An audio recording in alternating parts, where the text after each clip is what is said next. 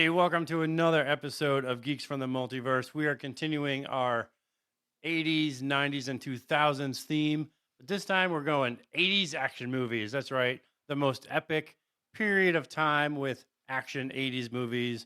We got Rocky, we got Arnold, Sylvester Stallone battling it out, and we're going to talk all about it. We're geeks from the multiverse. We've come to unite all geeks. Now it's time to get geeky and dive right in, 'cause we're geeks from the multiverse.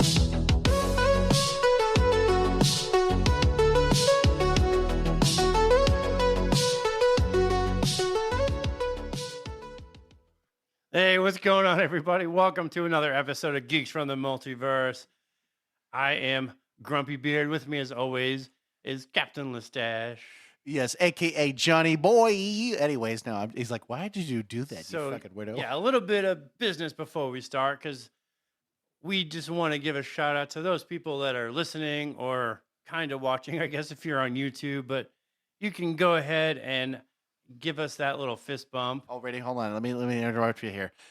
Good old follow, interact, subscribe, and tell your friends. That's right. Yeah, so click on those follow buttons, that subscribe button, because it really does help us out. It helps grow this channel, this podcast thing that we do, and we can't do it alone. So we really do depend on you guys that are listening to really just share it out, to click that subscribe, and to help grow this thing beyond, Two dudes on two different mics. Yes. But yes, we are talking 80s action flicks, which was 80s was really just, the 90s and the 2000s. There are still action movies today, but there was just something special and epic about 80s action movies. And we are going to talk about them. But first, we have another new segment, because we're trying to bring some new content, some fresh content. And we have this new segment. We've called it Fix It or Nuke It. And this is a real good topic, because I think this movie is straight out from the 80s, and we're just going to get right into this new segment.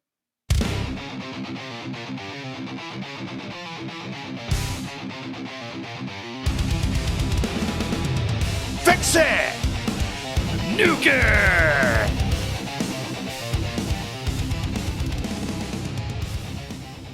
All right, that's it. Yes.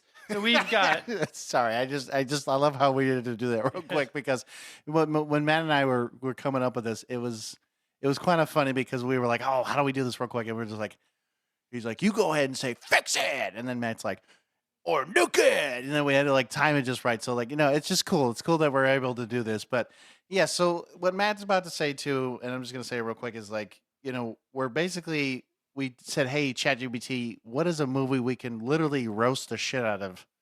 And is it something that could be fixable, or do we just say fuck it and we're going to nuke this shit?" Yeah. So what we're doing is, and the movie is Never Ending Story, and they've been trying to reboot this movie for decades, right?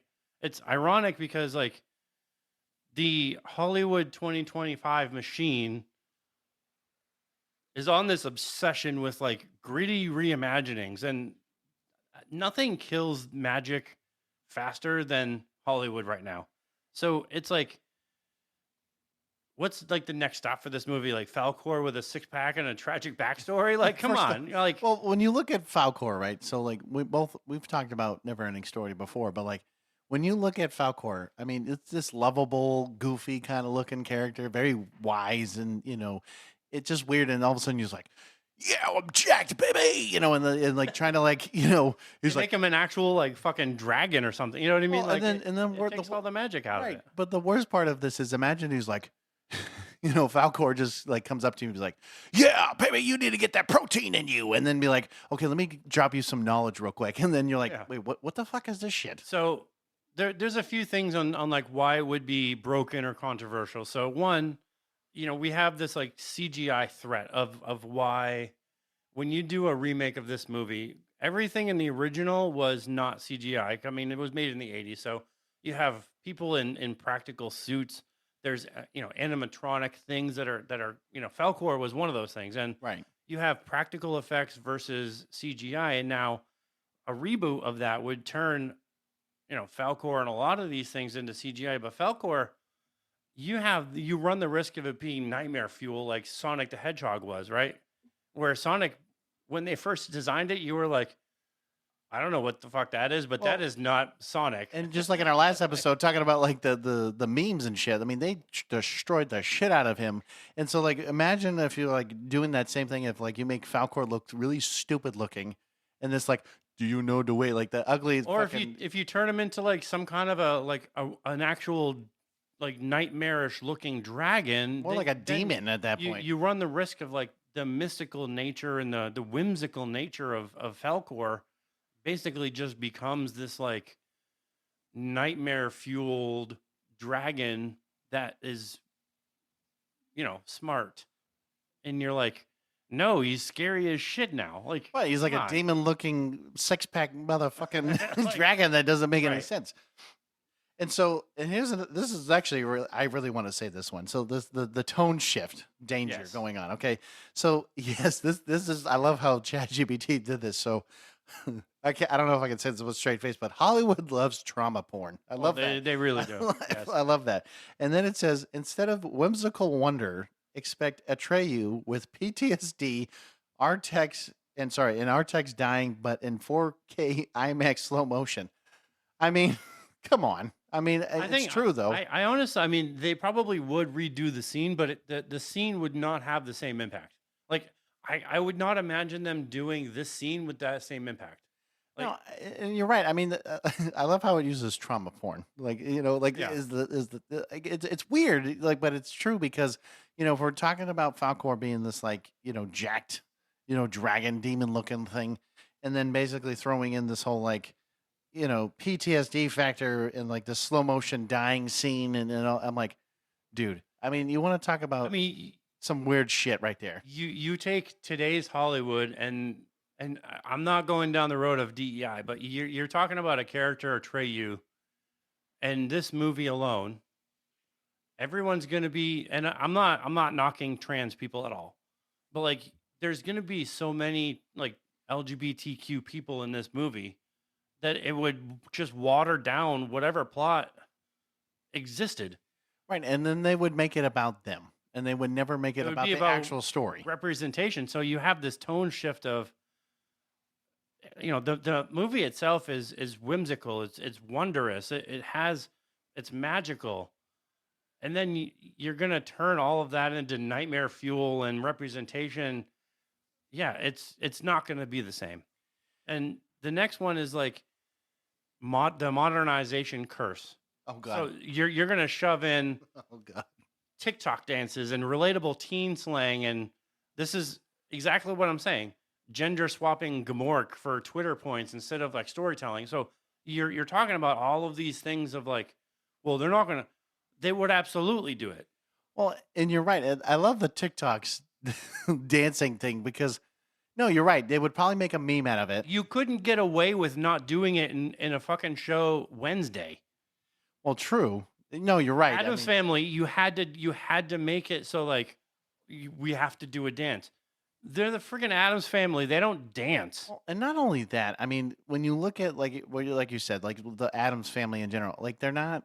It's supposed to be like that same level of like authenticity. Like, because Unless if you start you're- throwing shit like that, Unless you're the parents. Like the parents dance, but they don't TikTok dance. no, I know, and I know exactly what you're talking You know what I about, mean? and it's sad because like you take like Maybe a Uncle teenage- Fester would.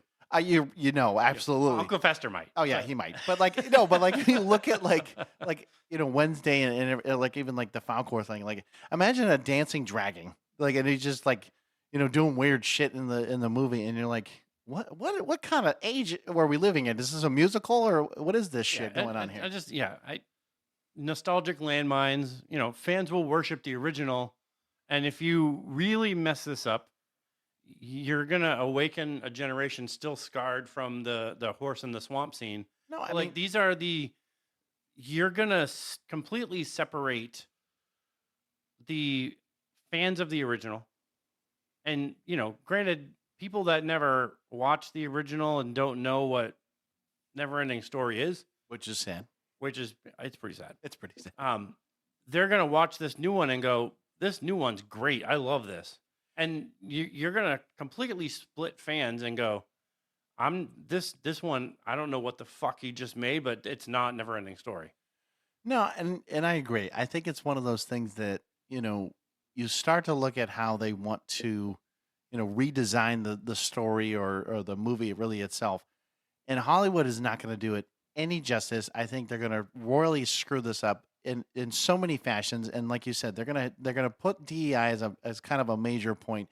Throw in these weird, like, I don't know, I'm not saying they're gonna do it, but like sex scenes and all this, like, very things that don't need to be in a story like this, because in the 80s, as we both have mentioned before, there's no reason to add extra bullshit to a story that basically is meant for kids, and not to be, Right. stating the obvious here, but it's like, if you're trying to avoid especially, like, I always think of like video games, or like, like the gun violence and shit.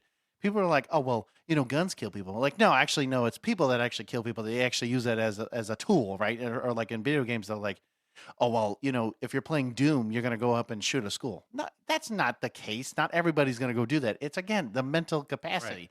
But again, when you're looking at this, I mean, you're going to Yeah. scar the child for life if you have a demon dragon looking thing that basically scares children instead, and not this whimsical, goofy. Or you're gonna looking do thing. this like weird ass animated version that's like stupid as shit. So for me, my vote is nuke it. There's no point in redoing this movie at all. Like, Hollywood is 100% gonna fuck it up. And for one thing, if you're nostalgic like me, there's way too much lore, there's way too much story to have just one movie to do it any justice, to be honest. Like, you would take this movie and you would have to split it at least into two Oh, yeah. to do it any justice. So leave it alone. I can No. I can guarantee you, if Hollywood touches this movie, I guarantee, one, the main theme, which is like that never-ending story, that whole Yeah, song yeah. Yep. is going to be radically different, and it'll be sung by like Taylor Swift or like Beyonce or some shit like that. With It's a, gonna with be a completely butchered. with a feature of Travis Kelce. No, no, I'm joking. Travis Kelce couldn't sing his way out of a paper I bag. know. But the song would be butchered and it'd be completely different. Two, Falcor is going to be completely reimagined, like we were saying before.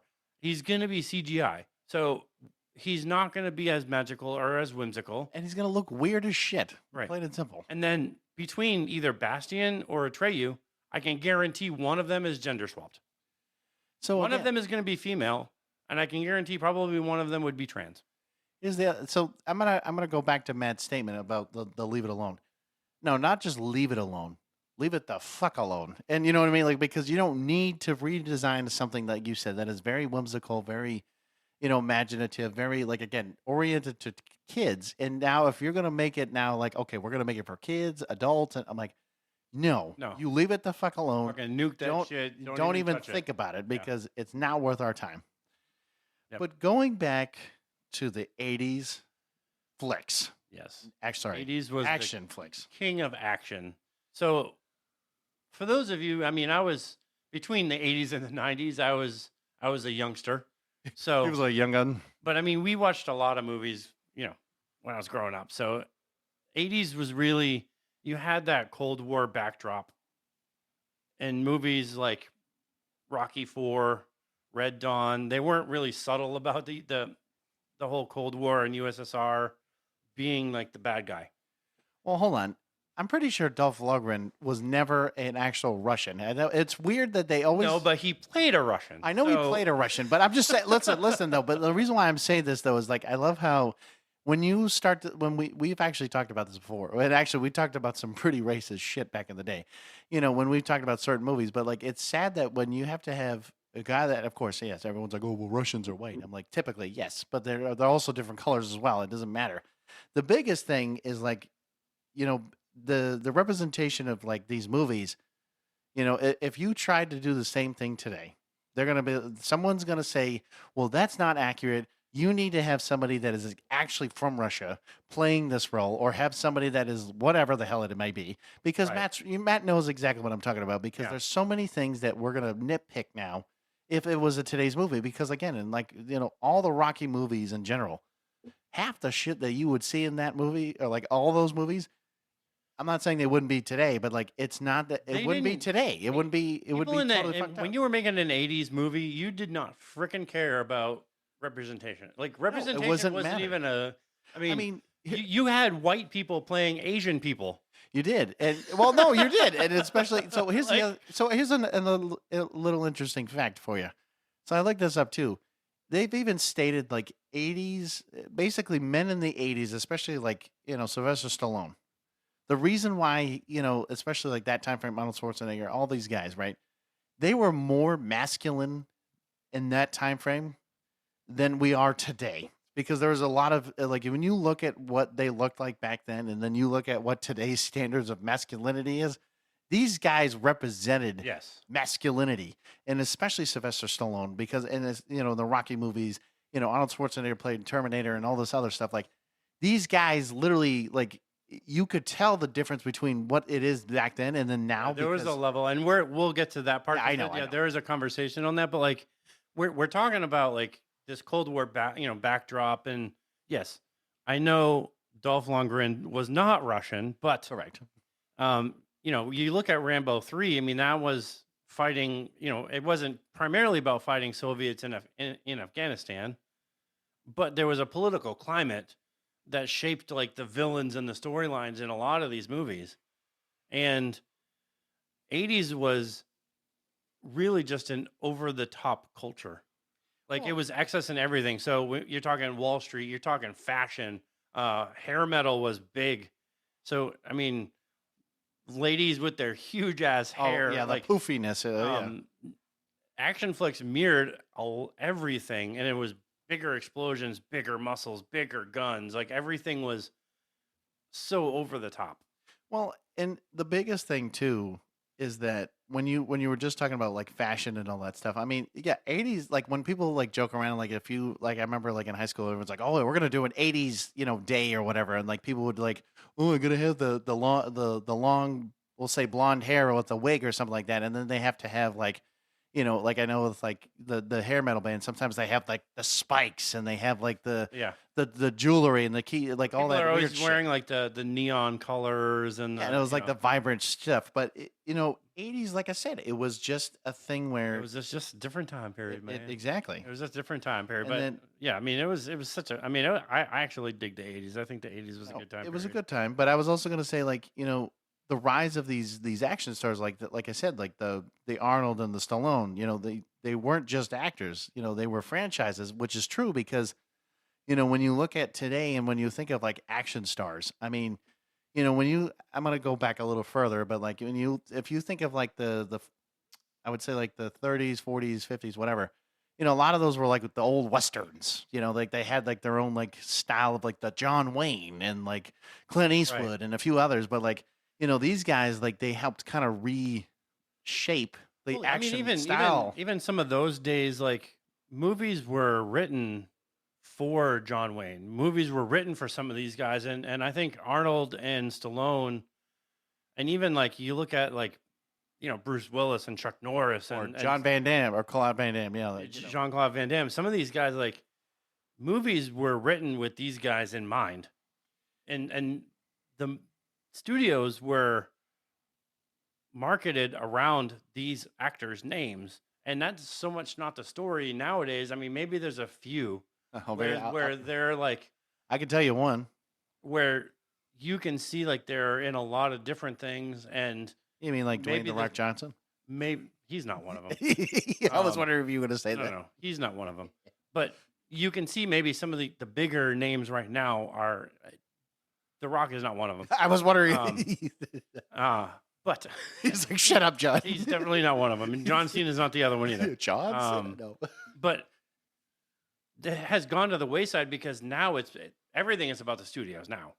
It's no longer about the actual stars. And the '80s had some titans. I mean, Dolph Lundgren's at the bottom of the list because some of these guys are just huge, and Arnold's the real first one, and he was a bodybuilder. I mean, he became Mr. Mr. Olympia. Mr. Olympia, I think he was like Mr. Universe 2 or something like that. But I mean, he was, Commando, Terminator, Predator. I mean, he was in so many of these 80s movies. So the other thing I'm going to mention real quick is like, at least with the first couple, their voices also. I mean, think about how many times like people would be like, "Get back to the chopper," and like Get to the chopper. or in like Stallone case. Well, like you look at Stallone and people go, "Hey, how you doing, guy?"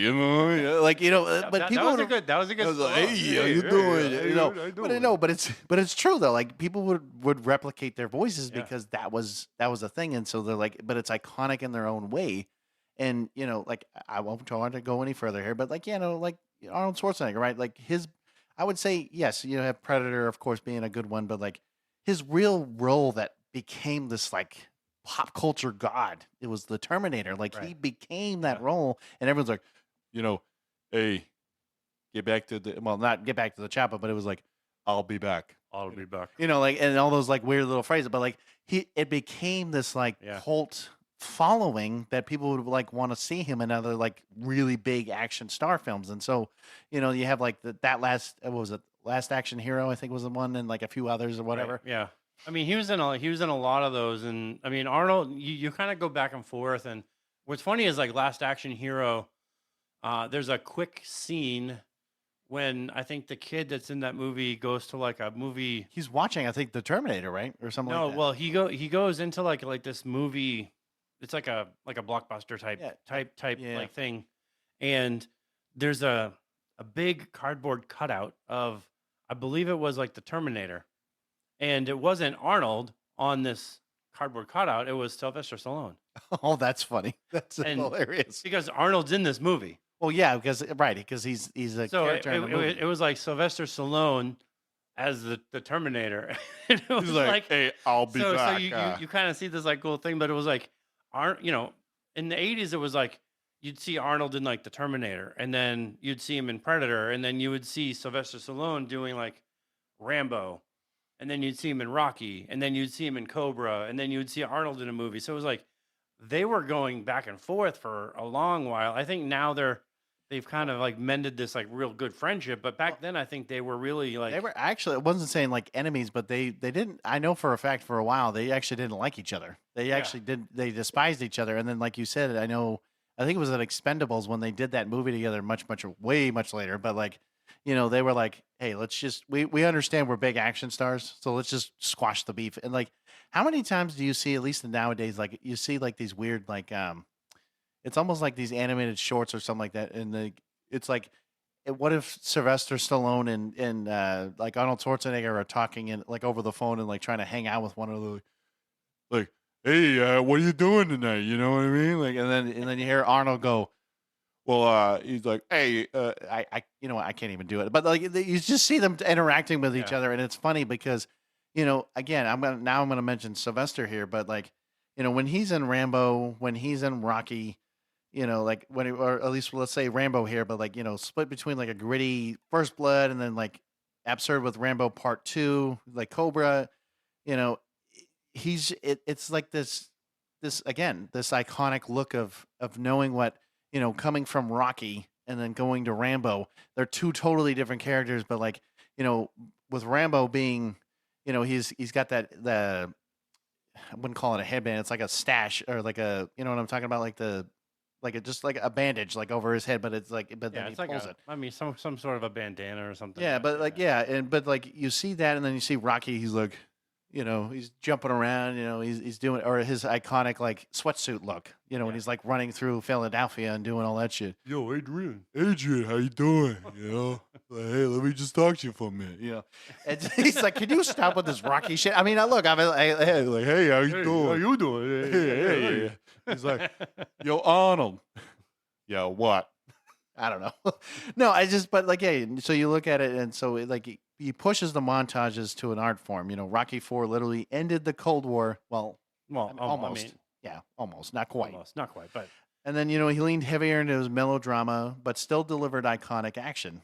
And so It's true because, like, when you look at least in Rambo, like we were talking about earlier about the big explosions and the boom, bam, boom, and he's like taking a rocket launcher and blowing the shit out of Yeah, like yeah. people, you know. He's pulling like the 50 cal machine gun off the helicopter, and he's like holding it. It's like, Like, and then you see his muscles. who else could freaking And then, do that? and then I remember like you just see his muscles going, Yeah. it's just like shaking back and forth. And then Yeah. even like in Arnold's case, like with the Predator, like he's doing that same kind of style, but in this case, he's like putting on the I wouldn't call it makeup, but like the camo like pattern style, like the like jungle warfare kind of a thing. And then Right. like you're seeing him, and he's just like, okay, where is he? He's like waiting for the damn Predator to come out.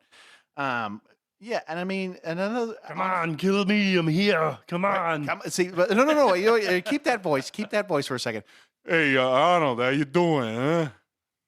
I can't always do it. He's like, wait a minute. Hold on. I'm here. I'm here. I'm here. Come back here. Okay, we need. How are you doing? I'm here. Yeah. All right. Okay, hey Arnold. The very next guy we have is Bruce Willis. I mean, Another big one. it's very sad to see like his status now because he's like dementia. They actually moved him out of the house. Was it dementia or was it something? I couldn't remember. It was No, like a he's- different disease. No, I think it's dementia. It's Well, he doesn't even. The worst part is he doesn't even remember that he was an actor. right. Like, it was Yeah, so sad to see it. It's really bad now. Like he doesn't remember who he is or that he's like he was a famous actor. Well, and it's weird also because when you see, like I know with Arnold and Sylvester, like they both have great sets of hair, but when you see Bruce Willis back in the day with a set of hair, it was weird. But now when you see him and he's bald as shit and he's got like, Yeah, I mean, Bruce Willis was radically different, and I've kind of like. I added a note in here, like he in the 80s and in the early 90s, like he was at that time like your modern day Ryan Reynolds. Like he was in the 80s like the Ryan Reynolds like No, type of actor because well, he was more was- serious though. But Ryan is just like comedic, kind of funny, but that was the thing, like at least in Die Hard and some of the other movies that he was in, like he didn't have that bodybuilder physique that Sylvester and Arnold had.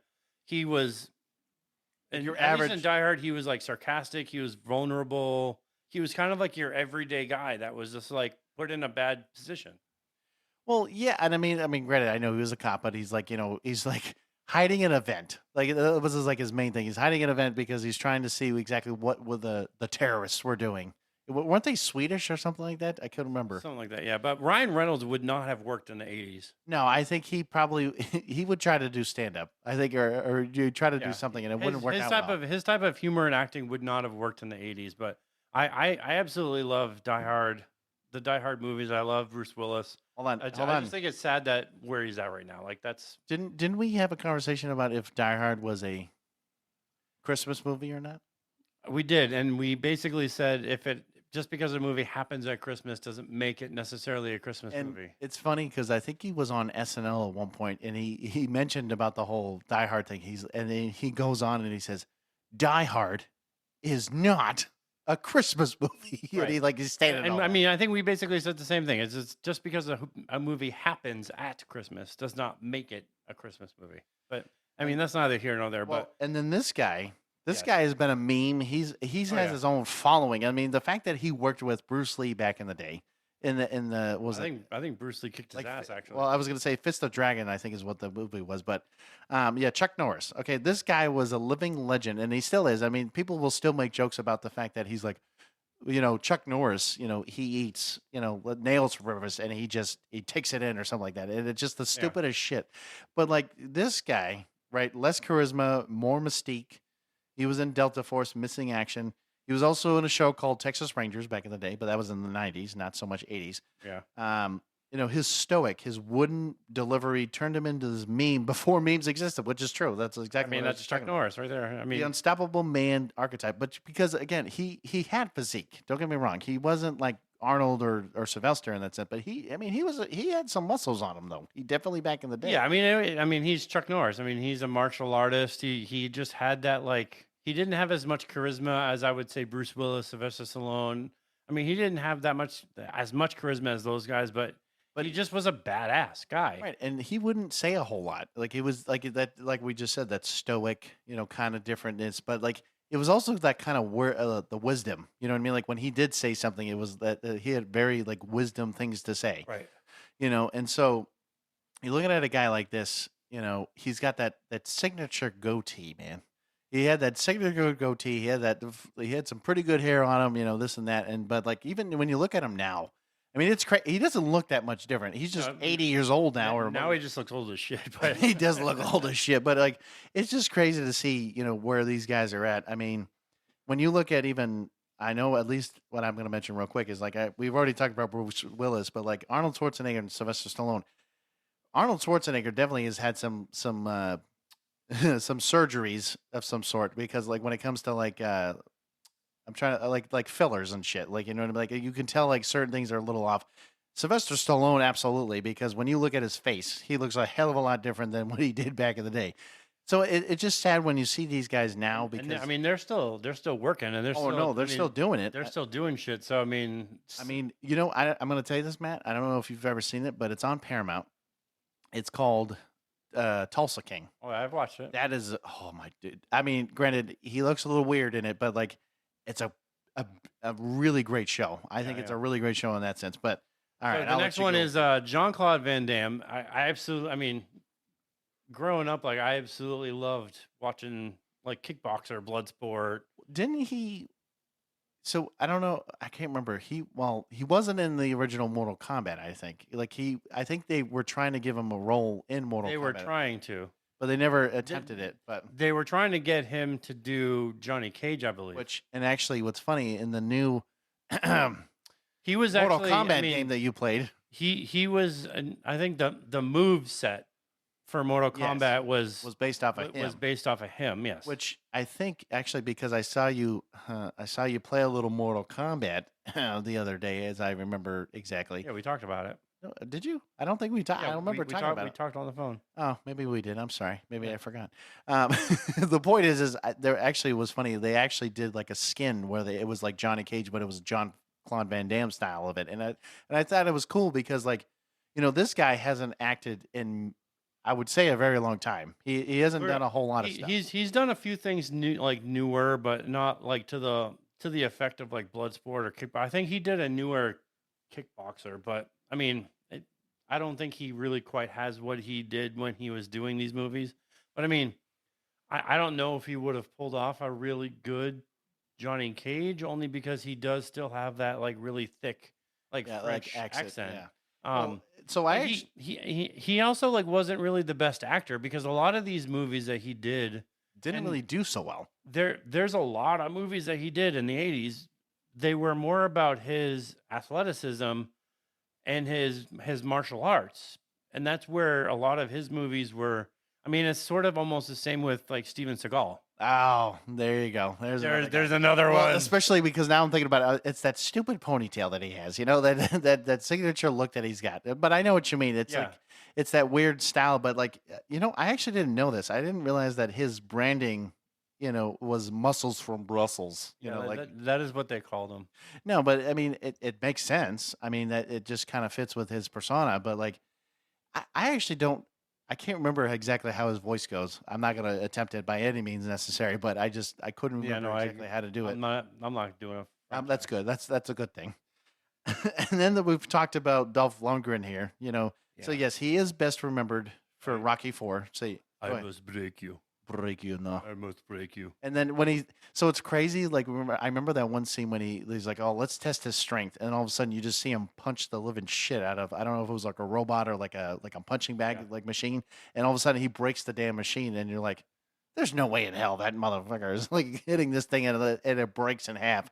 And like everyone's like, he's not using steroids. And then basically right after the interview, he goes and they started injecting him with shit. Injecting him, yeah. And I'm like, what is this shit?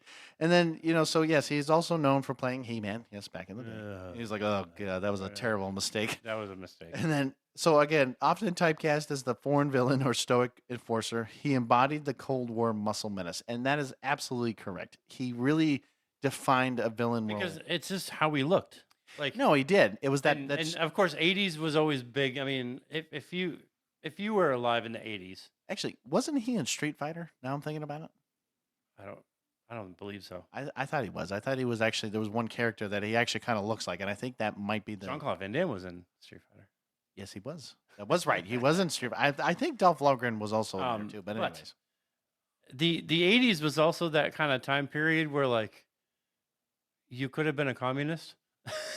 yeah. Basically, what I mean? anyone, Like- anyone who was the enemy of the state, basically. Yeah, if you were like if you basically like believed a certain thing or if you quite weren't in line with the government, oh, you must be a communist then. No, I mean, no, I mean it's true because, like People were having communist parties. Yeah, it were, and I mean, no, but I remember like, people. I know it was like usually in movies they'd be like those damn commies, or like the. But that's what people were really doing this. So like that's where Dolph Lundgren was one of those guys that would get typecast as that, as like this. basically the foreign villain. You're saying, oh, he must be a Russian or He must be a Russian. Yeah. No, and I agree. I mean, he did play that role really well, and I think it was something that, when you start to look at nowadays. I mean, yeah, I'm going to call it. I'm going to say it for what it is. It is stereo casting, right? Because you're making a judgment. That's what happened in the 80s. I know that's what they did, but like It happened in the 80s all the time. no, and like nowadays you couldn't do that shit. you If couldn't. you couldn't even try to do No, that. because shit. they would find an actual Russian actor. Yeah, they would, they would, and they would Yeah. probably fuck it up. But They would find an actual Russian actor to play these roles, and that's the difference. Where, now in the 80s, if they needed, an Asian character, they would most likely pick the best white actor and make them look Asian, and make him look Asian because or what they might because do. what they did was not pick like a random Asian actor because he was Asian. Well, and run the risk of their project failing because no one knows who this guy is. well, unless you're Jackie Chan. But Jackie Chan probably wasn't acting like this in the 80s. He probably was still in whatever. Well, he was. Well, I know he was. Oh, yes, he is Chinese. I know that, but I know that he. No, I think he was. I mean, he may not have been. I know he was big in China. I don't know if he was actually big enough to be in America. But yet. that's what I'm saying. Like they would choose somebody to play that character and give makeup, saying like, oh, we have Dolph Lundgren playing this Russian character instead of like, we have Victor Kolslov playing this Russian character, and you're like, who the fuck is Victor Kolslov? Like, You're like, no "Who is one this?" has ever heard of this guy, but when you instantly say Dolph Lundgren, I'm seeing that shit. Well, yeah, because again, the names were branding in the way of how they were doing Yes. things, and that makes sense. But then moving forward into, we've kind of already talked about it a little bit here, but like the flicks that defined this era of Oh, these yes. action flicks. We already talked about a couple, but like, Terminator, right? So like a big one. Actually, we did an episode, man. Didn't we do an episode? Well, we did an episode that was like the Matrix and Terminator fan We theory, but did. we never actually talked just Terminator. Well, But I mean, true. this was like, blending the sci-fi and horror with like that relentless action. I mean, let's face it, it did have a low budget. Well, the thing is, though, is that what I'm trying to remember. Hold on a second. I'm trying to remember the director's name. James Cameron. There you go. James Cameron. I mean, this pure genius is all I got to say. When you look at a guy like that, He said he thought of the Terminator because of a dream. well, then that's a crazy ass dream you had. Could you imagine having a dream where you're thinking about robots killing humanity? Yeah, that's a random ass dream to have. Hey, man, he's like, I just had this dream. It needs to be a movie. "Ow." Ow. I didn't I have just had this dream. that one day the robots I'd be a robot. Ow, ow, ow. plays It's not a back. tumor. I need you to go up to Arnold Schwarzenegger one of these days and just start. "Ow." Ow, ow. The random. Sorry, I can't with you right now. No, but like it's true though. I mean, it's crazy that a movie like that, it was low budget, this and that, but it became such a following. And then, I mean, the fact that Arnold so was many movies. perfect as No. the Terminator. I mean, yes, we did talk in another episode about, the TV show, which was the Sarah Chronicles, yeah. Connor Sarah Connor, Chronicles. He obviously wasn't in that show, but like they just basically set the canon of not every T-800 was Arnold. Like not all of them looked like Right. Arnold. Well, And when they showed them, it was like it kind of like lost a little bit of that magic where you were like, man, like Arnold was such a terrifying thing because not just of like how he acted, but it was the size. Well, yes, and I was also going to say, who was the other? I don't know if it was the first one or the second one. It was the was it the T-1000? The one that plays. He's the well. He looks like a cop, but then he also plays John Cena's dad in Peacemaker. You know what I'm talking about? Yes. He's the yeah, but he played. Oh my god, dude! Robert Patrick. There you go. Yeah. I can't remember his actual name, but no, like your brain is not. It's connected not. To I your am body, sorry, I my think. brain is just Yeah. not working today. But I didn't remember his name because but like he played a very great Yes. villain in that movie. But like, it to me, it's like looking at the next one too with like Predator. I mean, the fact that the movie, and again, another James Cameron, good old James Cameron here. Again, I don't know if he like came up with a dream too on this one, but like it's crazy how the following of this one, because of this one movie, it became like it. You had Predator, you had Aliens, you had the. I'm not even going to attempt it because I can't remember the exact name of it, but it was like the prequel to like the aliens, forming, and I know Prometheus. Prometheus. Yeah. He's like, man, your brain sucks tonight. I'm like, yeah, It I know." really does. It's not connected to the rest of your body. I think. No, I think it's just lost in space. But I mean, this was like the Predator was really like they're going on a mission, and then it kind of turns into this like monster horror thing. And I mean, when you're watching, I mean, Predator just became this like thing on its own. Like it became such a huge thing where, I mean, now, I mean, right at this current moment, we're just hoping that Disney's not fucking the whole thing up because now they're doing a pretty good job of fucking up Alien. But we're not Right. going there right now. But this movie was like, if you're thinking like 80s and muscles and action movies, this movie was pretty much it. I mean, you have Carl Weathers and Arnold and their weird like muscly little arm it was shake. like the. But their then- arms are like Yeah, they're veiny. Their forearms are like bulging and veiny, and they're shaking their But, like, forearms well, in the Yeah, desert. Like, no, but it's true. But then when you look at it, because like that, it's just weird because you see them do this, and like I've seen the memes, I've seen all that, but like it's like it's like the true masculinity Right. of like the handshake. You're like, yeah, that's the way I'm gonna shake your hand right now. it's the way men in the 80s like shook hands. Like they didn't shake hands. Like you just grabbed each other's forearms. You're like, Yeah, you're like that's manly. Like but yeah, Predator was such an awesome movie, and I mean, obviously, it spawned Predator 2, and then that's where you really have like this iconic character now. And just as a Easter egg side note, initially the Predator was supposed to be played, at least the invisible part of Predator was supposed to be Jean-Claude Van Damme, oh, interesting. and I think he was kind of like, No, this is bullshit because he had to wear like this kind of green screen suit. right, And not it was like, actually, nobody's actually going to see me. This is bullshit. I'm out. right. And I mean, it's And funny they how had somebody else do it. But no, but it's funny though if he actually would have done it. I mean, think about how much at least royalties and other things he could have actually made from the movie. But Commando, I actually love this movie. It is ridiculous. It's beloved. But this one, his daughter gets kidnapped, and then he basically takes on an entire army to save his daughter. And yes, the kill count is like 80 plus. yeah, which is Um, absolutely absurd. It's absurd, and the whole movie's absurd. It's basically like he's a former commando. I think it's like ex special forces or Yeah. something like that. But no, and I was it.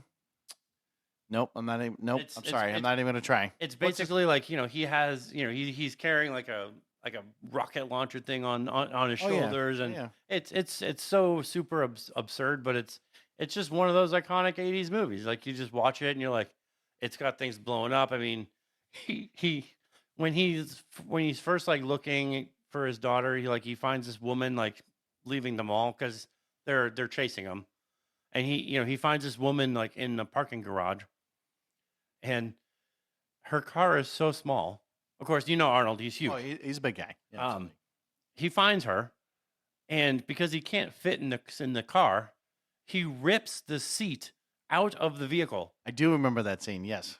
Like not just the seat, but the entire contraption of the seat out of the vehicle, and he sits in the back seat.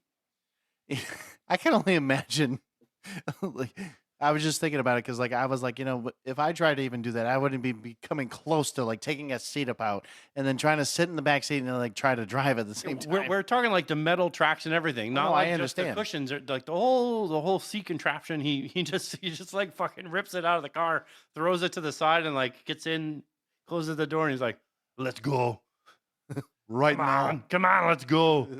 get in here.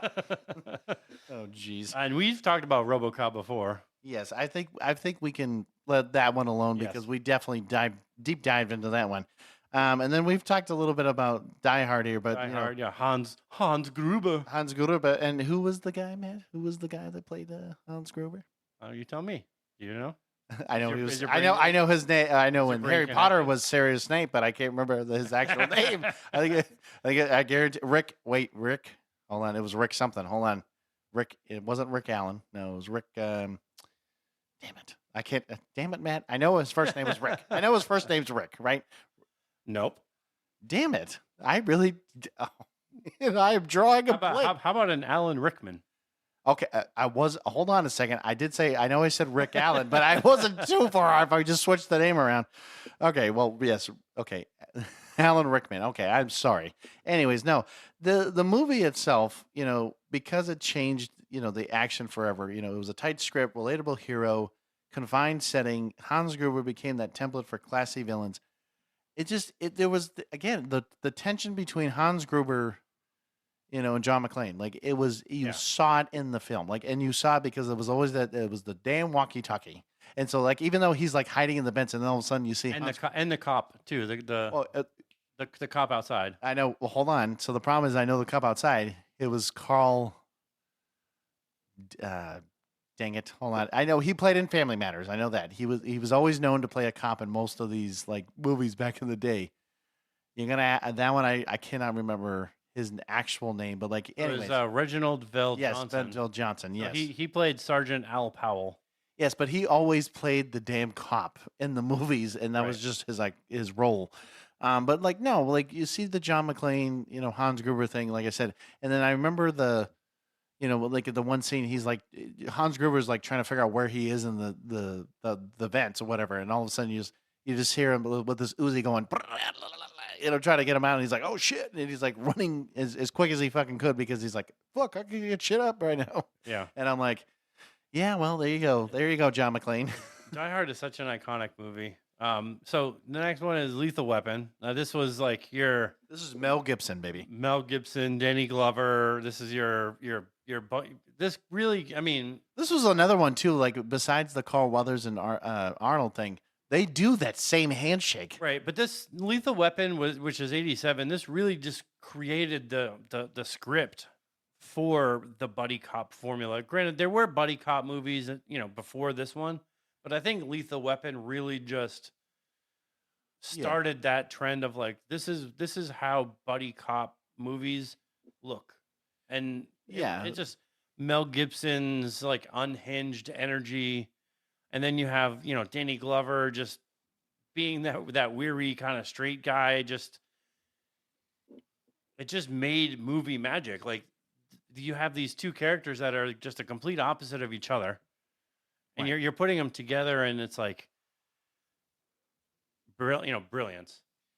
Yeah, I mean, for a movie like that, I mean, think about it like this, right? So when you have a guy like Mel Gibson, who, yes, I know his creative views later on in time when it came to like Christian-based, philosophies and stuff like that, and that's also why he also basically got blacklisted from Hollywood for a lot of his ideas and stuff. But like, Danny Glover, a big name back in the '80s too, and so, you get that dynamic, like you said, duo that is just, it's this uncut, raw energy between these two, and it like you said, it creates that movie magic of what the action Right. based style This is where, I mean, the formula that they set with this like Mel Gibson's energy and Danny Glover's energy, you see it even in today's TV shows and movies when they're doing these like buddy cop things, or even like TV shows, like you look at Law and Order. The formula that Lethal Weapon had, you can see this very same thing in a lot of these things. Like they've used the same thing in a lot of these TV shows or Oh movies yeah. that you see nowadays. No, and it again, we've talked about how movies make impacts, but it's not even just, let's say, this movie, but like it's the era where it created these cultural phenomenons in today's society to make it so that it's like the standard. It's the golden standard of what you should be doing. And this Hollywood already fucked us up because they tried making a TV show. They did, and they royally And actually, who was it? It was one of the Keenan, like it was like the not Keenan Ivory. Oh wait, it was, sorry, it was the one of the Wayans. I think it was like the Sons. One of the Sons, like I think it was one of the sons, but I mean, it did not have the same energy as the movies, and it just when you do a show based on a movie like this, like it has to have the same energy. It has to have the same flow. Like you do it with Quantum Leap. There's a reason why Quantum Leap only lasted 2 seasons because it did not have the same feel as the original show, and that's right. where you are going to fail. You do a show named Lethal Weapon, it should feel like The same magic. I just stepped off of watching the movie and I'm going right to the show. And that's where you're going to fail. Well, and again, you can't. It's hard to replicate the same, kind of style, or even like because you can't. Of course, like the actors being used in that time frame, you're not going to have Mel Gibson do that anymore. You're Well, definitely not no, gonna have but I Danny mean, Glover. you can take the formula that they used and you apply it directly to the TV show without changing the narrative. Yes, you have to do jokes that are based for TV. Yes, you can't do the same thing you do for TV in the way that you film it for TV shows. I get it. But when you write the TV show and it's completely different from the movie, there's a reason why the show's not still on. I'm just saying. No, I agreed. And then like we've talked about this next one though, like the whole Rambo, but like kind of not really dive deep a little bit, but like this is Oh yeah, I mean, Rambo First Blood, in 1982, yeah. surprisingly serious and grounded, a Vietnam vet versus small town cops. Part 2 went full cartoon with Rambo versus the Soviets in Afghanistan. I mean, and it's crazy though because like we've just talked about before, where the whole explosions things. Like when you think of like an 80s action flick, you're thinking of that like the big explosions, the big muscles, the craziness of like how all of a sudden in 1 second like it's calm and peaceful, and then all of a sudden you're like, oh shit, and there's like 50 guys outside, and then all of a sudden this motherfucker's just like running around shooting the shit out of somebody with like a machine, like basically a Gatling gun, Yeah. and just like brrr, and it's just like spraying everybody, and you're just like, and he's like, not You one see- bullet is like hitting him. It's like you see his muscles all flexed and like, yeah, and it's just like, it's craziness. But there's, I mean, a lot of Sylvester Stallone. I mean, the Rambo movies were. I mean, even though the first one was really just serious and grounded, yeah. Part 2 was like, yeah. I mean, it was over the top. I mean, with the explosions and the sheer violence of it was more cartoonish than anything else. But the thing that you get with Rambo over, with maybe Terminator and Commando and Arnold movies is that I think, with Sylvester Stallone, like he plays a different type of set of characters. Right. Where Arnold tends to be a little bit more on the serious one-liner side. Right. And Sylvester Stallone tends to play more of it's more like the melodramatic, like we said, more of the trauma based, because he's always playing from a sense of trauma, Right. like Rambo, Rocky.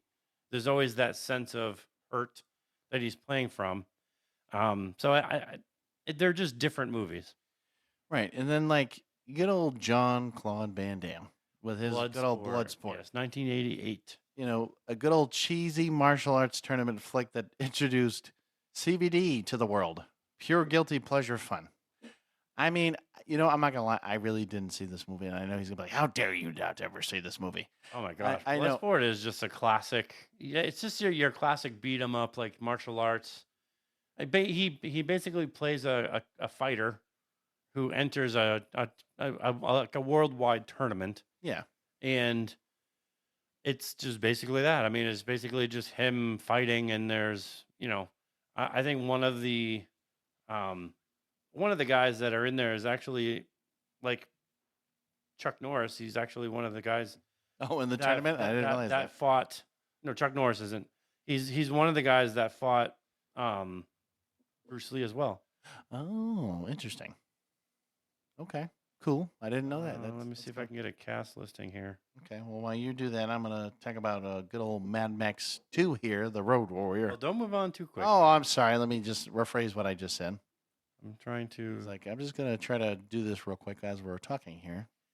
Yeah, so I mean Jean-Claude Van Damme, and then if you remember a guy, he was Revenge of the Nerds. Do you remember that movie? I do. He was the guy that was always like nerds, like the big dude. Okay. His name is Donald Gibb. He was like kind of basically a brawler. He was also in Bloodsport. Oh, good to know. Bolo Yang. Bolo Yang. Okay, he first Bruce Lee. He plays Chong Li in the movie. Okay, But he was through like the 1970s. He played the henchman Bolo in Bruce Lee's Enter the Dragon.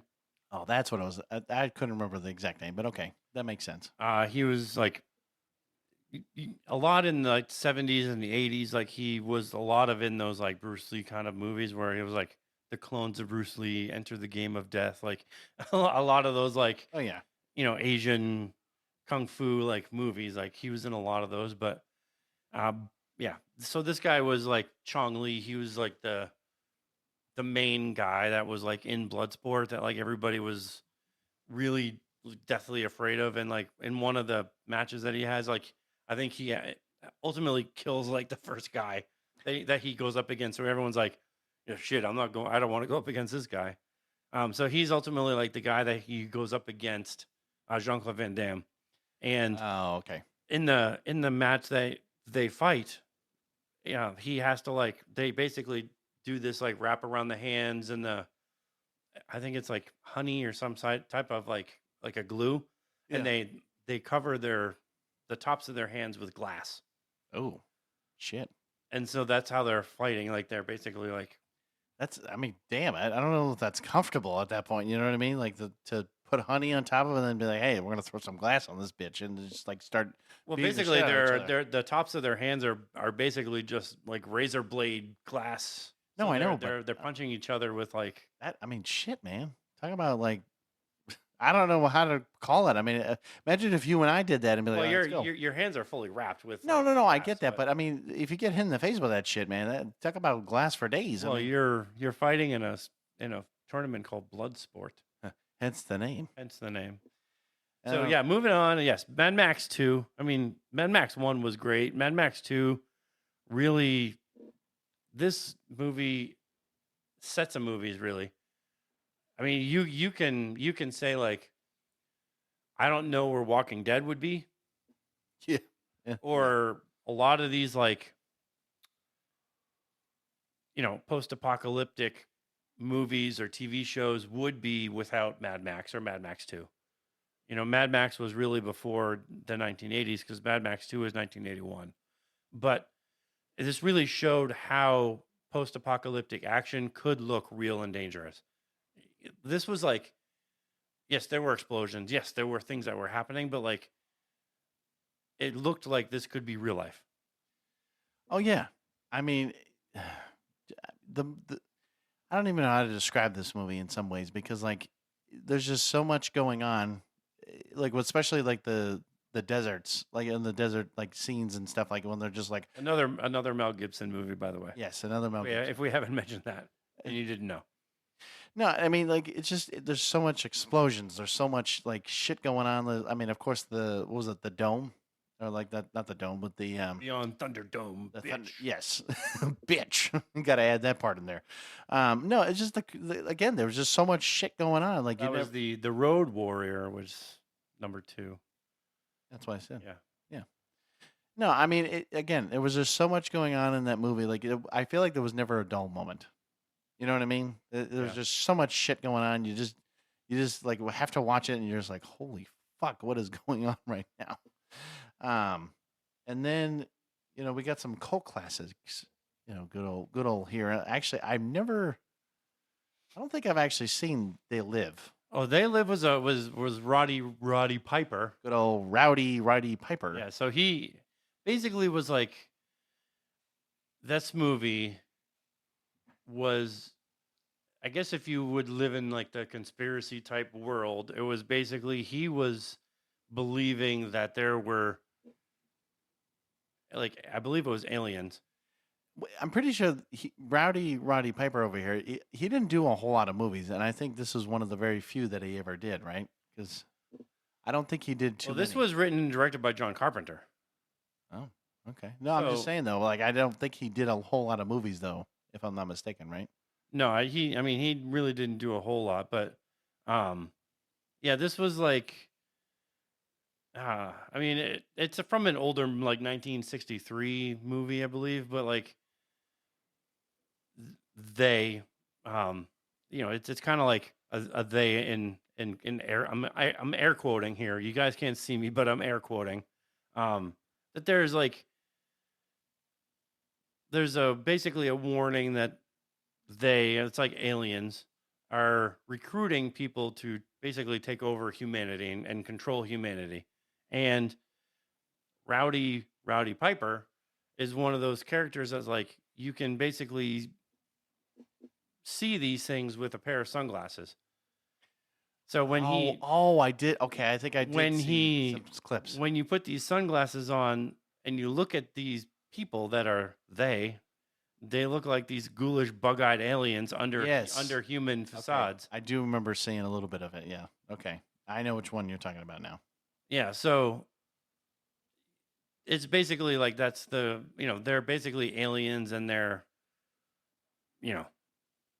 taking over the world, and you can see them with the sunglasses. That's basically the gist of That's the movie. the gist of the movie. It's become such a little cult classic, And then good old, we haven't mentioned this name, Kurt Russell. Kurt Russell. Good old Big Trouble in Little China. So I haven't seen this one in a long fucking time. yeah, I figured. And then Kurt Russell, martial arts, chaos, Escape from New York, and there's an Escape from LA as well, which is that one got kind of crazy. Not as good as the Escape from New York, but Snake Plissken, he's kind of like the ultimate anti-hero. He's like kind of like your everyday, I guess, kind of criminal. But then they basically, what happens is there's a huge earthquake, and I think that's LA actually. But New York, they split into this like prison zone. Oh, okay. And what ends up happening is Snake has to basically go in and rescue. Oh. And then he has to then escape. So it's LA is kind of the same thing, where LA is a little bit different, where there's a huge earthquake and part of California like breaks off. Oh, shit. I And didn't know that. they make that like little area basically a prison island. Oh, lovely. And anybody that commits a crime goes over there. And then I think like the president's daughter ends up getting kidnapped, and they bring her. She goes over there. Yeah. And they end up kidnapping Snake, and they force him to go over there. So it's like another. Okay. He has to go over there, find the daughter, and then escape. Okay. And then, this is like I know they use the word here like tropes, but like it's the ridiculousness of how action movies like tend to play out. And so like first one, this is actually true. Yes. The unlimited ammo, like it's almost like the cheat code of life here when it comes to like video games here, but like, heroes rarely reloaded or reloading in general, like, Rambo mound down armies with endless bullets. It's true because like literally you see this Gatling gun and it goes and it just like keeps going and keeps going and keeps going, and you're like, or they just pull clips out of anywhere. Like, you know what I mean? Like people would have like pistols, and they're just like they're like slow motion almost. They're just like dumping the clips, and like they're just putting a new one in, and like realistically, I watch some of these movies, even like newer movies today, Oh yeah, they still do it. and I sit there and I go, are you not gonna pick that up? Like there was one I was watching. I don't know if it was a TV show or if it was a movie. I think it was a TV show. And these people were in a training area. Okay, they were in a training area. They were cops. Cops. I'm gonna say it again. They were cops. Okay.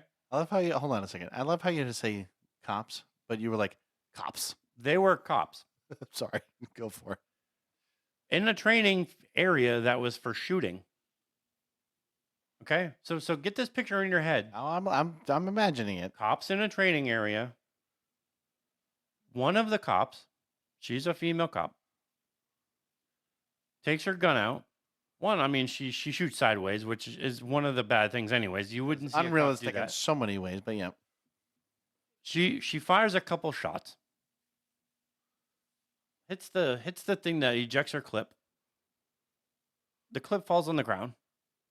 She takes another one out, pops it in, puts the gun back in her holster, and the two of them start walking away. And I turned to Danielle and I was like, is she not gonna pick that up? Is she just gonna Like leave it? is she just gonna leave her magazine like right there? That's it. Because to me, I'm like, you're in you just shot your gun sideways in a shooting range training facility. One, not sanctioned. Like the shots you just took were not sanctioned in a live. Like you didn't say, "I'm taking a shot now." Like you didn't call it. Like you just like took your gun out, held it sideways, and like fired off like 4 or 5 shots, and then emptied your clip, and then put a new one in and holstered it. I mean, And then you walked away and it was like, no. You should be picking that shit up because that's your magazine. I'm sure those things aren't fucking cheap either. well, right, and not only that. I mean, think about like even when you shoot. Think about where the bullets are going. Typically, they're going off to the side, so that means you have shell casings that are probably on the ground as well.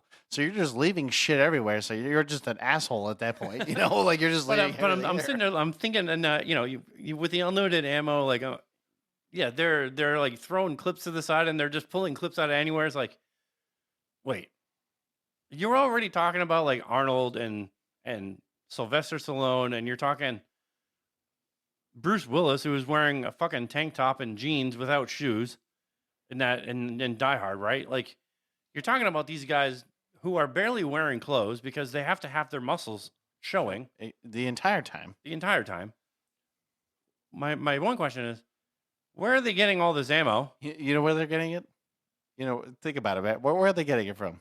Are they getting it from their asshole? Are they just pulling it out of their ass? They're probably pulling the clips out of their asshole.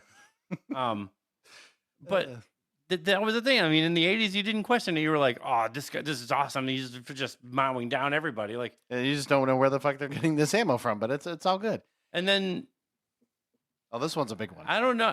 Every fucking scene in the movie had exploding barrels there. I mean, everything exploded, like warehouses, jungles, the streets. All apparently they're I mean, everywhere apparently has like gasoline drums waiting to just explode. Boom, and you're like, wait, where did that come from? Yeah. Oh, just kidding.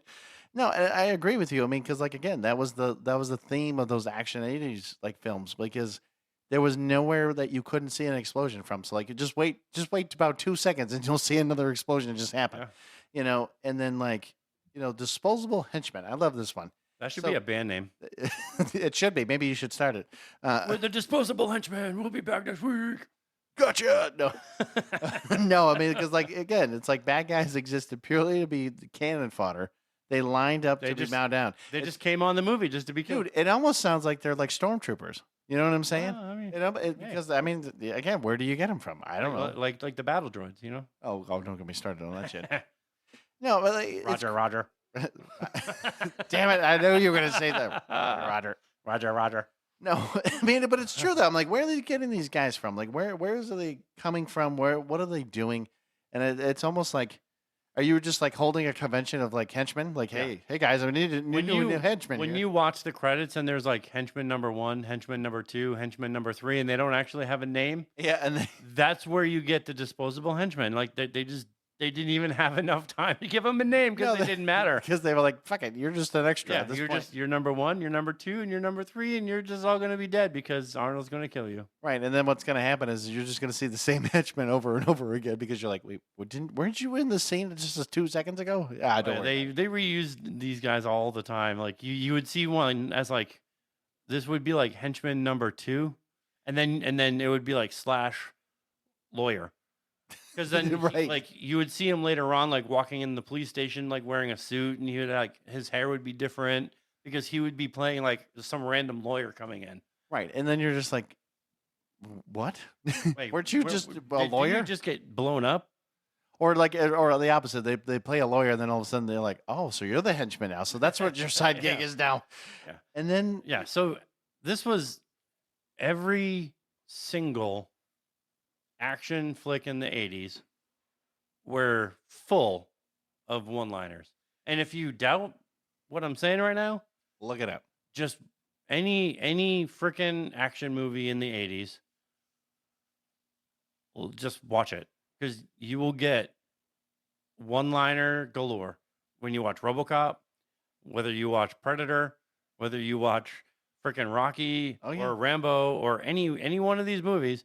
They're just one-liners. And Arnold was Notorious. Arnold was infamous for this. I mean, it was like, "I'll be back," or Commando was, "Let off some steam, Bennett." Like that. That was like the one for that movie. But it was like every single one of these movies, like, Or like, in Rocky's case, Adrian. no, I'm just joking. hey yo, Adrian. Hey, Adrian. Where's Adrian? Is it Adrian this? You know what? Adrian, whatever, man. Just knock that shit off. Anyways. No, but then like this next Yippee-ki-yay, motherfucker. Yippee-ki-yay, motherfucker. Anyways. No, like, and then the kind of like that next Oh yeah. thing, the gear up scene. Every So it's like fucking it almost movie. like it was like a slow-mo thing, or not even slow-mo. They were just like, Rocky. I mean, Rocky was like Oh, it was- the working out scene was like yes, it was just like the tempo of like how he has to build it. But I know what you're gonna. the Eye of the Tiger scene. It was like So like the gear up scene, it was almost like I would say most movies you'll see, like especially in comedies or something like that. So it's like usually they're like, okay, knife on the boot, then they gotta like put their vest on and they gotta clip it in, and then they gotta like put grenades on, and then they gotta make sure that the fucking the gun is racked, and then they gotta so they like show you all these different like things. it's the gear up scene. Like yes, it was like suiting up with the knives and the guns, but like they did it in the 80s in such a way that was ridiculous because like they couldn't just show them like putting the magazine in and like getting the gun ready. Like no, you saw like the arm muscles like fully jacked up in there.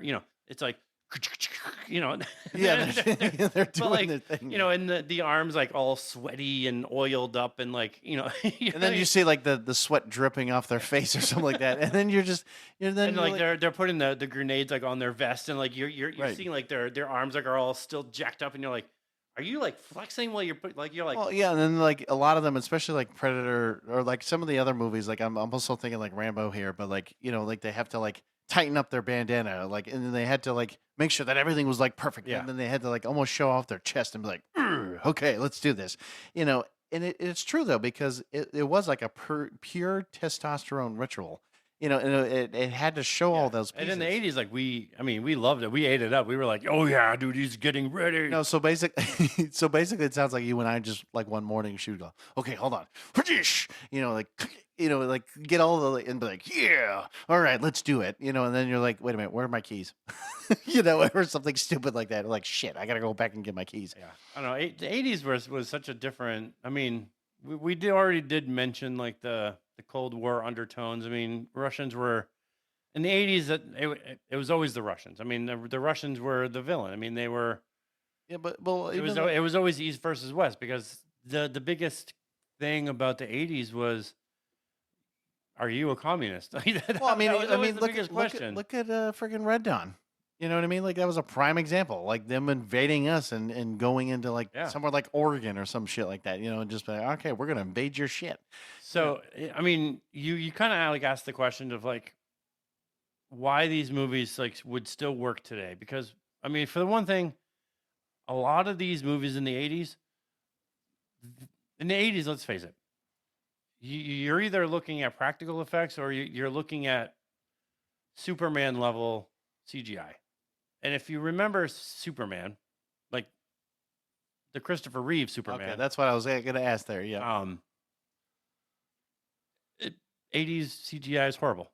I'm just going to throw it out there. It's not good. Listen, So 80s and 90s CGI was not the greatest, but yes, I absolutely agree. practical effects were always used in the 80s.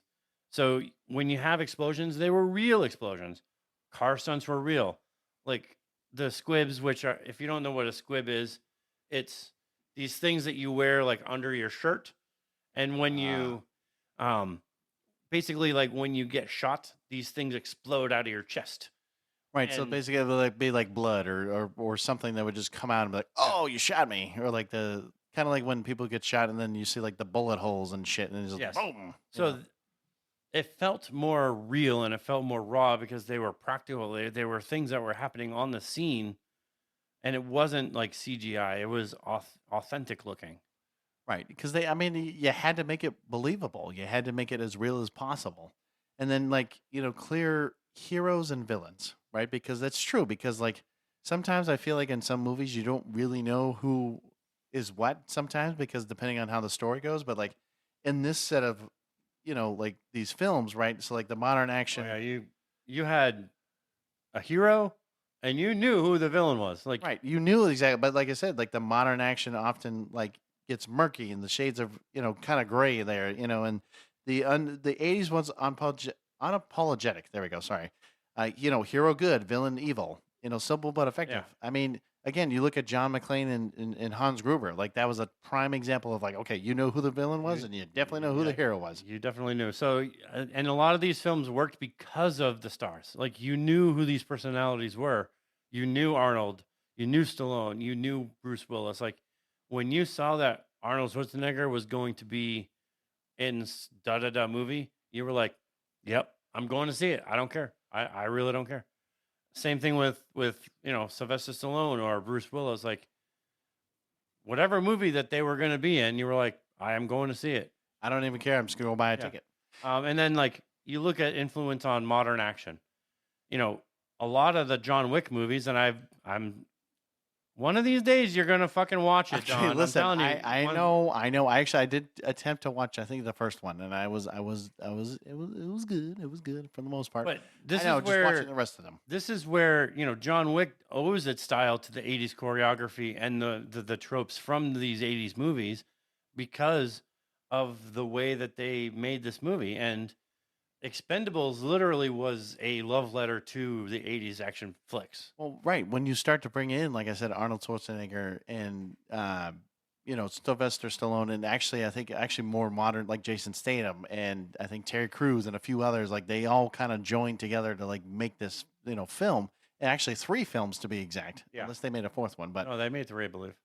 but you know what I mean. But you're right. I mean, it was a tribute to that, and it was basically a way of showing like, hey, you can still do, a modern take on let's say an 80s style film. But even though, again, it was like, again, that masculinity and I'm pretty sure they even did like the gear up scenes and they showed like Oh, certain yeah. other things. I mean, it was a love letter to the 80s. I mean, they made the movie to give that nostalgic factor.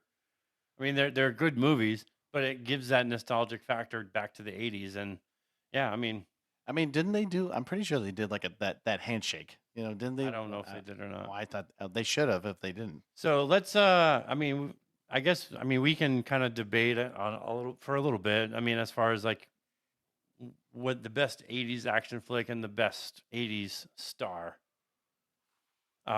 This one's a tough one. I don't know if I would quite give it to Die Hard. I don't know if I mean, I wouldn't. So if we're taking those 2 films, but basically what it is it's best 80s action flick. I mean, so between Die Hard or I probably would give it to Terminator, to be honest.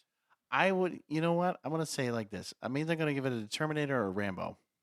because because those two in general, you know, like Terminator again, you bring in that sci-fi factor, you're bringing all those interesting pieces of like the again, basically robots basically taking over the world in that sense, and then Rambo taking on a whole army of individuals and then cops in this case too. Yeah. But like it's hard because again, like to me, like between those two, I mean, like that kind of again, they both defined the '80s in their own right, but it's.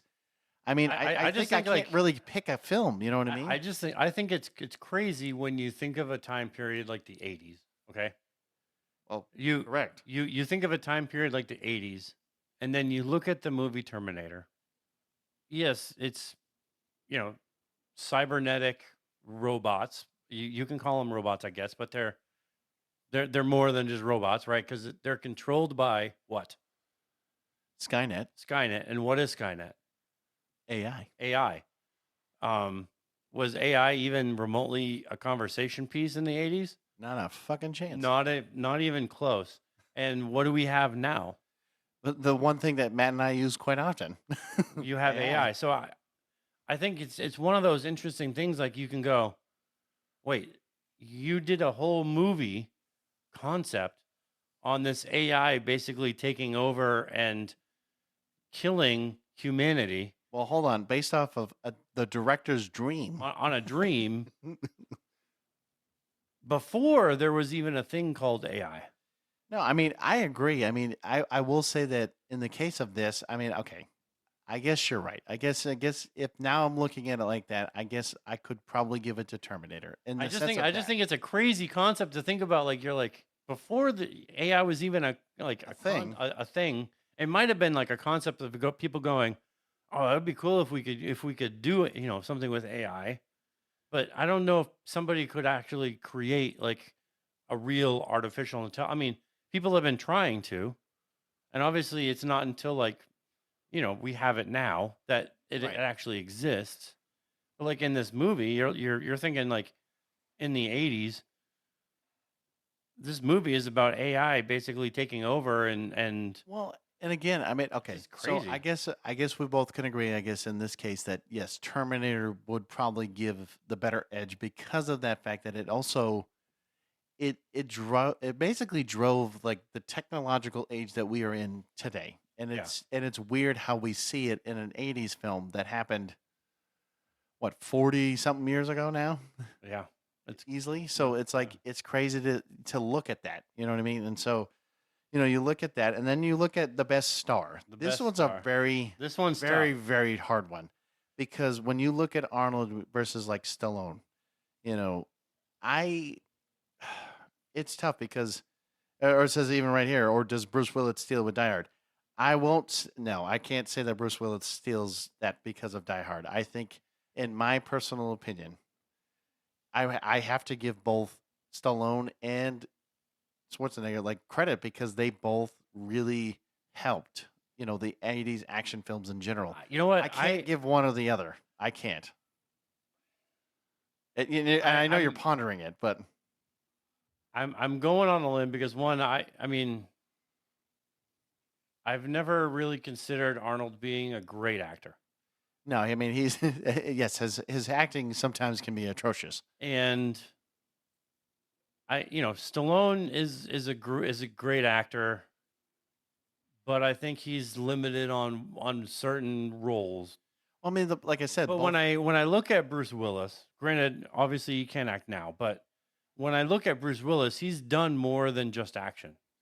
true, he's And so versatile in that sense. if I'm talking about best star, and I'm not just giving it to him because it's like a mercy thing, but I do lean on Bruce Willis because I do think in his when he was at his peak, Bruce Willis was one hell of an Oh of an no, actor. he definitely was. I'm not saying that. I think, like I said, the reason why I was looking back at that whole Arnold versus like Sylvester, like it was one of those things because they've done so well, and it's hard to give one of them like it's kind of like the King Geek of the Week. No, I'm joking.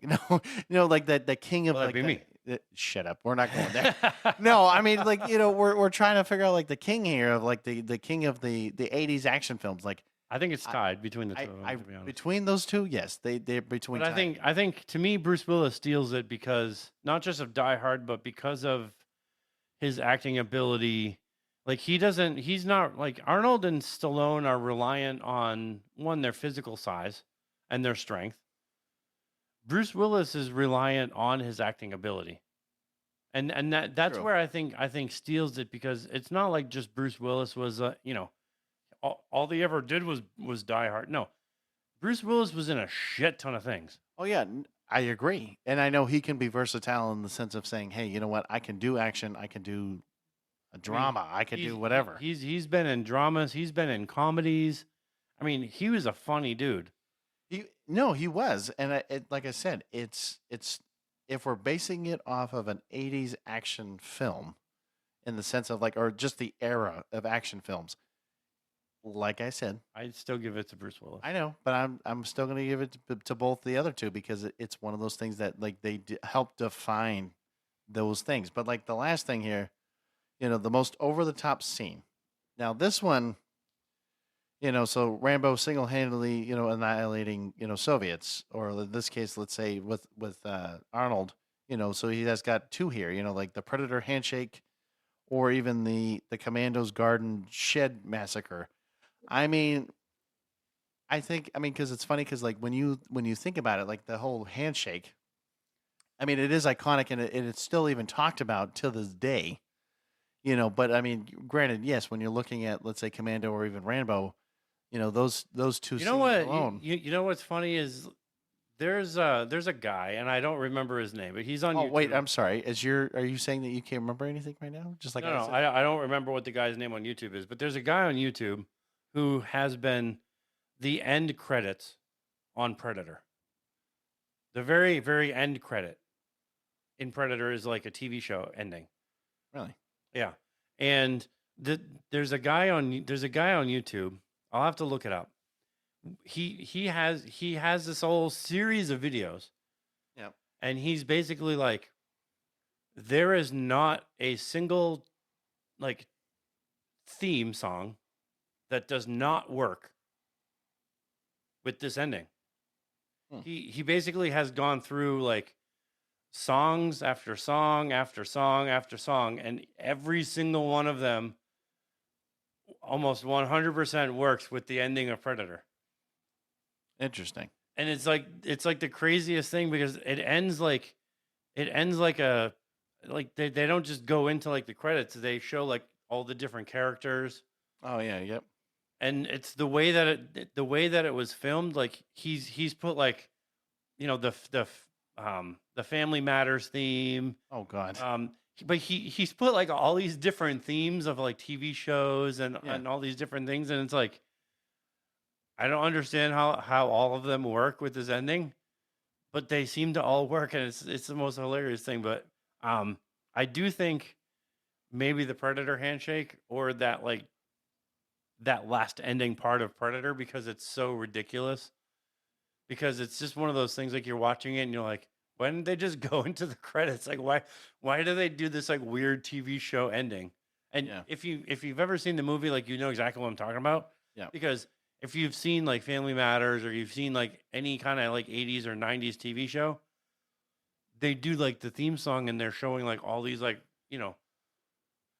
all the characters, and they're all doing like the weird like, Well, no, I know what you mean. Like, if the Family Matters, I'm just trying to remember. It's like, ding, ding, ding, ding, ding, ding. It's like you see this like jazz, like kind of music, and then all of a sudden, like you see them in like the living room, and then it just kind of fades out, and like and like it just shows like the street, the house, and like it just kind of goes out. Show like it'll show all the different characters, and they're doing like their wacky thing, and then like they'll suddenly turn around and smile, and like I gotcha. But the ending of Predator does that very same thing where like they're showing like all the different characters, and it's like, why? Why are we you just doing spent a whole movie watching these guys? Like, we don't need to see them again. once more? No, I mean, I guess I don't know, man. I mean, it's hard to kind of pinpoint like what is the kind of the over top, like what is that, like that thing that pushes the limit when it comes to like the 80s action. But I mean, I think like I said, I still think that the handshake in some ways, because it's I more just talked about. You I, know what I I mean? remember the first Terminator movie. I mean, it's not really over the top, but the first Terminator movie, like when he's walking naked, and Okay. these like punk kids are like, "Hey, is it laundry day? Laundry day, nothing clean." Like like, You're like, wait, what? and basically he ends up like killing these guys and like taking their clothes, but they're like, "Hey, is it laundry day? Nothing's clean." Nothing clean. Like it's such a weird like scene because like it's just these like punk like screwing, like, they're screwing around like drinking beer or whatever, and like they just see this guy's like, "Hey, look at this guy. It must be laundry day." Like You're like like, wait, he's like what? completely naked, and they're just making fun of him. Like, and he's just like, he's analyzing this guy's like one outfit and it like matches like his Oh, size. yeah. Okay. Yeah, I remember now. Yeah. Yeah. So he ends up like fighting him, like, but that one's kind of like I always kind of remember that one scene. Yeah. I mean, like I said, I mean, I guess I'm going to give it to this. I'm going to say either honestly, the handshake, or like you said, even that, even the laundry day. No, I mean, I think in every movie, there's always that one over the top scene. So, I mean, I don't know. I would really give a movie, that one credit of like, okay, yes, it was the over the top, kind of 80s film. RoboCop definitely had a lot of those because RoboCop had that like, I'll buy that for adult, like that whole like TV show thing that was inside Yeah. of the movie was like, I mean, showing like the naked women and like the pie, the cakes being flung in the women's faces, and like it was like, that's so crazy. Like, you know what I mean? Like that's Yeah. I just mean, such a crazy thing to be like. They filmed those for RoboCop. Like it wasn't a show that already existed. Like they actually got this guy and got all these like random ass women and filmed a fake TV show for the movie. You know what I mean? So it was like, I mean, I get what you're saying. I mean, but I guess really going back to the main point, I don't know if I'd give it a one film. I think I would just kind of Yeah. like leave it to really the viewer, right, whoever's listening. Like I would be like, you can tell me what it is, because honestly, I think every movie in their own right have, like you said, those over the top scenes, has that weirdness to it. So I would kind of just give it to the genre of like the films, because honestly, you can't. I don't know if I could really pinpoint like which one was the epitome of this. Like I can't. I would just leave it up to you guys to figure that piece out. But anyways, because we like talking about 80s action films here and doing all that fun stuff, but we are knowing that it is super late and we want to make sure that we can end this on a good note. So again, check us out. We've talked about the fist bump. You know where to find us. We do all this stuff every week on Mondays, right? We're just two dudes on two different mics. When it comes to helping us out, you can always check our link out. You can always see if there's any new merch, which I know we haven't had any news or any new ones lately. But again, you can always check us out and try to see if there's maybe some swag you want to pick up, or maybe some cool pins, because Matt does put some time into making sure that all of our shirts and our pins are always matching with each other, so you can have maybe a shirt and a pin together. Who knows? hey, It just depends on you. But anyways, until next time. Stay geeky, cause we're geeks from the multiverse.